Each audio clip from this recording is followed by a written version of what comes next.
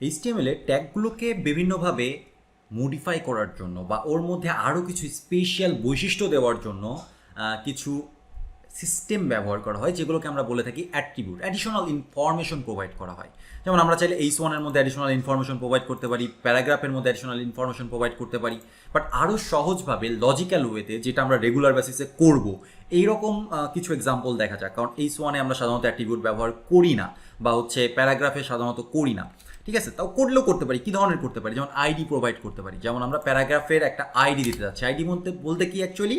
ID বলতে হচ্ছে actually একটা নাম, যেই নাম দিয়ে পরবর্তীতে আমরা জাভা স্ক্রিপ্টে এই প্যারাগ্রাফটাকে চিনবো, সিএসএস এর কাছে প্যারাগ্রাফটাকে চিনবো। ওকে, তো যেমন আমি বললাম আইডি ইকুয়াল টু ফার্স্ট প্যারা, এরকম আমি নাম দিলাম। দেখা যাচ্ছে আমার এখানে দুইটা প্যারাগ্রাফ আছে। আমি আবার বললাম লোরেম, এখানে এইটাকে আমরা চিহ্নিত করলাম ID is equal to second প্যারা। তাহলে কি দাঁড়াচ্ছে? এই আইডি দ্বারা আমরা দুইটা ডিফারেন্ট প্যারাগ্রাফকে চিহ্নিত করলাম। একটাকে নাম দিলাম ফার্স্ট প্যারা, আর একটাকে নাম দিলাম সেকেন্ড প্যারা, যার ফলে আমরা জাভা স্ক্রিপ্টের মাধ্যমে বা সিএসএস এর মাধ্যমে এগুলোকে চিনতে পারবো, চিহ্নিত করতে পারবো। এই যে অ্যাডিশনাল ইনফরমেশন ট্যাগের মধ্যে আমরা প্রোভাইড করলাম, এই অ্যাডিশনাল ইনফরমেশনগুলোকে বলা হচ্ছে অ্যাট্রিবিউট। প্রত্যেকটা ট্যাগের নিজস্ব প্রচুর অ্যাট্রিবিউট আছে। কিছু কিছু কমন অ্যাট্রিবিউট আছে যেগুলো সব ট্যাগের জন্য প্রযোজ্য, আবার কিছু কিছু অ্যাট্রিবিউট আছে যেগুলো শুধুমাত্র স্পেসিফিক কিছু ট্যাগের জন্যই প্রযোজ্য। সেগুলো আমরা পরে জানবো, এখন না জানলেও আমাদের চলবে। আচ্ছা, তারপরে যেমন বাটনের ক্ষেত্রে একটা স্পেশাল আমি অ্যাট্রিবিউটের কথা বলি। যেমন আপনি খেয়াল করবেন, আমি সেভ করি, আমার পিসি একটু তুলনামূলক স্লো কাজ করছে। হ্যাঁ, তুলনামূলক অনেক স্লো কাজ করছে, কারণ আমার অনেকগুলো প্রসেস রানিং আছে এবং বিশেষ করে রেকর্ডিং রানিং আছে।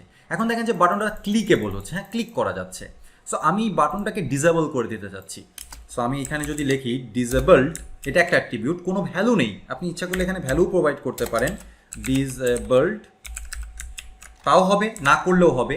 এবার একটা রিফ্রেশ দেন, দেখেন এই বাটনটা কিন্তু ডিসেবল হয়ে গেছে।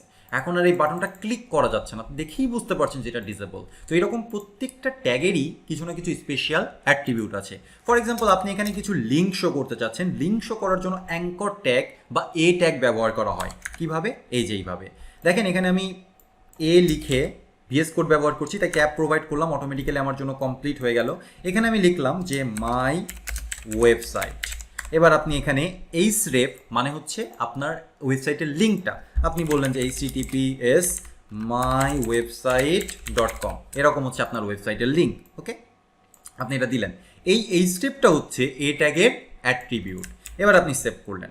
সেভ করার পরে এখানে যে একটা রিফ্রেশ দেন, দেখেন এখানে একটা লিঙ্ক এসেছে, আপনি এখানে ক্লিক করেন, লোড নেওয়া শুরু করছে কিন্তু। হ্যাঁ, mywebsite.com নামে কোনো ওয়েবসাইট আছে কি না আদৌ আমার জানা নাই। আমি তাহলে আরেকটা লিঙ্ক তৈরি করি, এখানে আরেকটা লিঙ্ক তৈরি করি অ্যাঙ্কর ট্যাগ দিয়ে, https google.com। ওকে, এখানে আমি বললাম যে গুগল, কারণ গুগল ওয়েবসাইট এক্সিস্ট করে সেটা আমরা জানি, তাই না? আরেকটা রিফ্রেশ দিই, এখানে গুগলে ক্লিক করলাম, দেখেন কিছুক্ষণের মধ্যে গুগল সাইটে চলে আসলো, আমার সাইট থেকে সরাসরি গুগলের সাইটে চলে আসলো। খুব মজা না ব্যাপারটা? অনেক মজার। কিন্তু সুবিধা হতো যদি এটা এই সেম পেজে ওপেন না হয়ে অন্য পেজে ওপেন হয়, তাহলে ভালো তো না? নতুন একটা ট্যাবে ওপেন হলে, তাহলে সেটার জন্য অপশন আছে। এখানে একটা এইচরেফ ব্যবহার করে আমরা লিঙ্ক প্রোভাইড করলাম। আর একটা অ্যাট্রিবিউট আছে যেটার নাম হচ্ছে টার্গেট। ঠিক আছে, টার্গেট বলতে কোন পেজে ওপেন হবে সেটা। সো আমরা এখানে আন্ডারস্কোর দিয়ে বলতে পারি ব্ল্যাঙ্ক, আমরা এখানে বলতে পারি সেলফ ডিফল্টভাবে থাকে তাই আর সেলফ আমরা বললাম না। আন্ডারস্কোর ব্ল্যাঙ্ক মানে হচ্ছে নতুন ব্ল্যাঙ্ক ট্যাবে ওপেন হবে।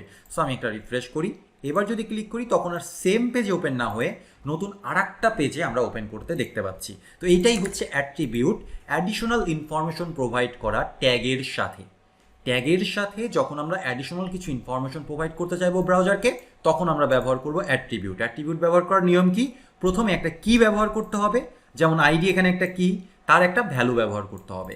এখানে টার্গেট একটা কি, ব্ল্যাঙ্ক হচ্ছে একটা ভ্যালু, ডিসেবল একটা কি, ডিসেবলড একটা ভ্যালু, এর ভ্যালু ডিসেবলড, কিছু করার নেই আমার। ওকে, তো আশা করি আপনারা অ্যাট্রিবিউট সম্পর্কে বুঝতে পারছেন। আরও বিস্তারিত তো আমরা যখন কাজ করতে থাকবো, হ্যান্ডস অন ওয়ার্ক করব, তখন আমরা কিন্তু আরও ডিটেলসে বুঝতে পারবো যে কোথায় কোনটা ব্যবহার করা হচ্ছে আর কেন করা হচ্ছে।